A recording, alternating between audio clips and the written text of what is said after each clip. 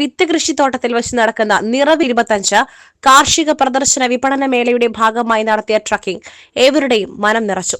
മുണ്ടേരി ഫാമിന്റെ ഭാഗമായ മാളക മുതൽ പാറക്കൽ വരെയായിരുന്നു ട്രക്കിംഗ്.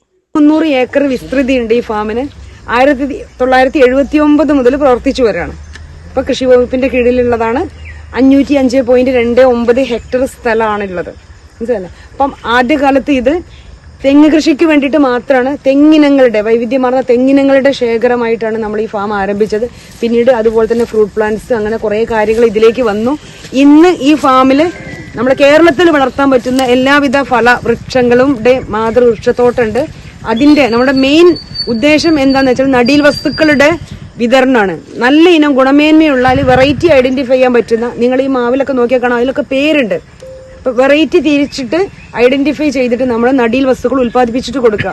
അത് പരമ്പരാഗത ഇനങ്ങളുണ്ട്, എക്സോട്ടിക് ആയിട്ടുള്ള വിദേശ ഇനം പഴവർഗ്ഗങ്ങളുണ്ട്, പിന്നെ അതുപോലെ തെങ്ങിന്റെ ഇനങ്ങളുണ്ട്. ഇവിടെ തന്നെ നമ്മൾ തെങ്ങിന്റെ ഹൈബ്രിഡ്സ് നമ്മൾ ഉൽപ്പാദിപ്പിക്കുന്നുണ്ട്.